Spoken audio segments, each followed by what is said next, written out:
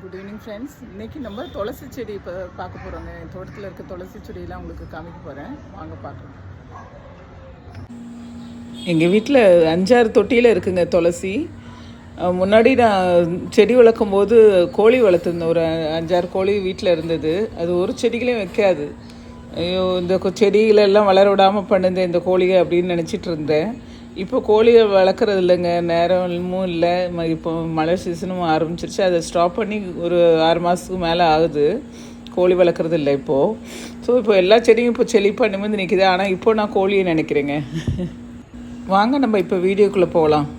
இப்போ துளசியோட பயன்களை பற்றி நான் சொல்ல போகிறேன். துளசி இலைகள், விதைகள் மற்றும் வேர் எல்லாமே அது மருத்துவ பயன் இருக்குங்க.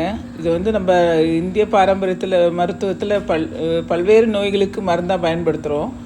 சளி மற்றும் இருமலுக்கு துளசி இலைகளை கசக்கி சாறு எடுத்து தேன் கலந்து குடித்தா சளி, இருமல், தொண்டை மற்றும் தொண்டை கரகரப்பு குணமாகுங்க.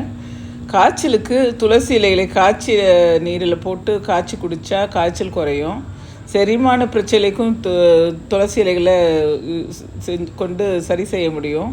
தோல் நோய்களுக்கும் அதை இலைகளை அரைச்சி தோலில் ஏற்படுற அரிப்பு, புண்கள் மற்றும் கட்டிகளுக்கு பயன்படுத்தலாம்.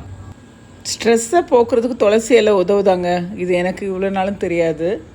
நோய் எதிர்ப்பு சக்தியை அதிகரிக்கிறது, ஏன்னா இதில் ஆன்டி ஆக்சிடென்ட், ஆன்டி இன்ஃப்ளமேட்டரின்ற 2 பண்புகள் இருக்கிறதுனால நோய் எதிர்ப்பு சக்தியை அதிகரிக்குது. துளசி இலையை டீயில் சேர்த்து குடிக்கலாம், இல்லைன்னா உணவில் சேர்த்து கூட சமைக்கலாம். அது துளசி எண்ணெய் சருமத்தில் தடவலாம். இது அரைச்சி தலையில் தடவுனோம்னா டேண்ட்ரஃப் போயிடுவாங்க.